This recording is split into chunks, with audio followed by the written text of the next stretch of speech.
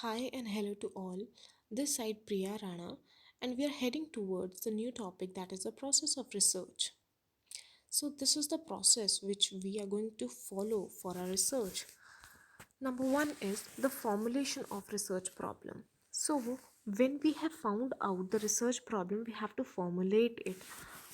Now, formulation of research problem, we have to think and decide the journal, area of interest, and aspects of the subject matter that we would like to inquire into.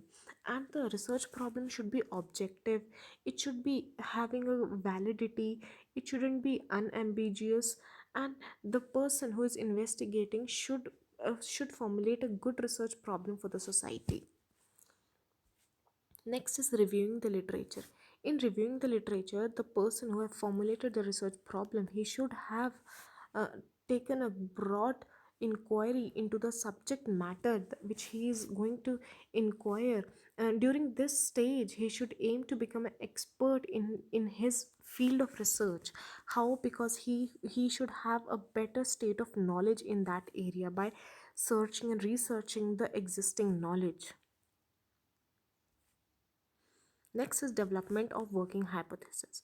Then after making a review of the literature, the person, the researchers, now what he does is he make a tentative assumptions. Tentative means which are not fixed. So he make the unfixed assumptions for his research. He develop many assumptions, and then he in this he makes sure that hypothesis should be very specific and limited to the piece of research which is there in his hand, and this will sharpens his thinking and focus attention on more important facets of the problem. So in developing of working hypothesis, he has to develop a certain unfixed assumptions, and then after that he refine that to a fixed assumption in our next stages. Next is preparation of research design. In preparation of research design, the researcher has to see that the person which research design he is going to use, is he using exploratory research, descriptive research, diagnostic research, or experimental research, which design he is using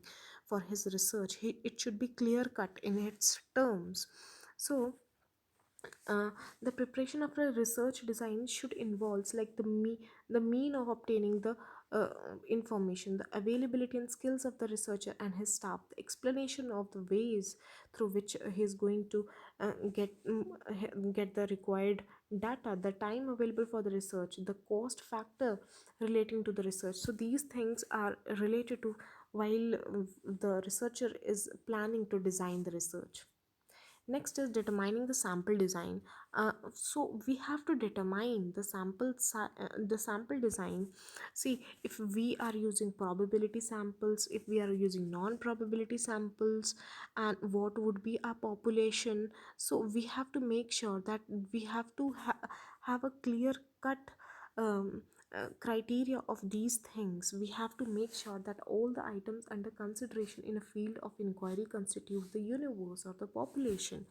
Then complete enumeration of all the items of the population, which is known as census inquiry. We used to do the census inquiry while we are doing the sample design. Next is data collection. If we are collecting the data from the primary sources or the secondary sources, primary sources can be observation, personal interview, and secondary sources can be the existing knowledge in the books, magazines, libraries, etc. Next is execution of the project. In execution of the project, the researcher has to see that the project is executed in a systematic manner and in time. So for that, he has to make sure that the surveys that the surveys that is to be conducted, it should be structured.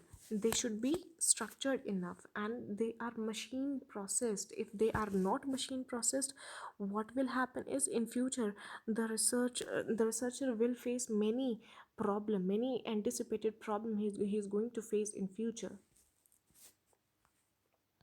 Next is analysis of the data. So the researcher should make a proper analysis of the data. In that context, he has to make sure that the researcher should classify the raw raw data into some purposeful and usable categories. The usable categories can be: number one, coding. In coding, what he do is he make sure that the operation which he is doing, he categorize the data and transform them into symbols, and that may be tabulated and counted further.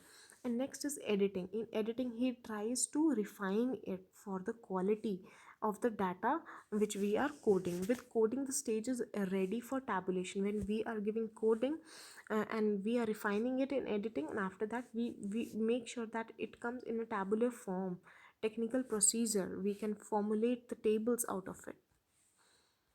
Next is hypothesis testing. In hypothesis testing, we have to make sure that which hypothesis we have used and it is applicable or not. See, if we are using chi-square test, we are using t-test, f-test. uh, these tests are developed by the statisticians, so we have to make sure that which test we are using, and we have to make sure that that the hypothesis that we have formulated, it is supporting the facts or not, or they are contrary. Contrary means opposite in its way. Then after that, we journalize, we interpret. See, if I talk about journalization, the matter that we have collected, we have tested, the hypothesis that we have tested, and the researcher arrive at journalization. Journalization means he has built up a journal theory, a specific theory of his research. In that context, he make the thing journalized. And after that, if I say that if the researcher has no hypothesis to sorry if the researcher has no hypothesis to start with, he might seek to explain the findings on the basis of some theory.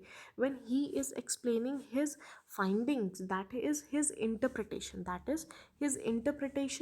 and the process of interpretation may quite often trigger off new questions, which in turn may lead to further researches. When he is interpreting, it will give his opinion about his research, and after that further researches will go on according to his interpretation.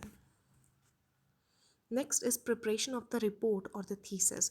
In this, we have to make sure a proper set to be followed when we are preparing the report or our thesis.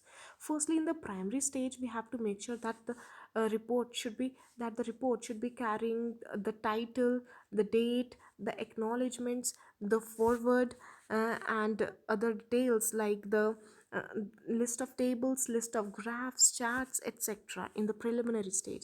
Then talking about the next stage, that is the introductions, main context, and in these 4 points come. That is the introduction stage, summary of findings, main report, conclusions, and after that the end of the report, in which we have to make sure that see the appendices and bibliography, books, journals, reports, and other index should be given specifically in the published research report. The report which you have made, it should be given to the publishing houses also to publish your report, to make sure that it is to be read by the people.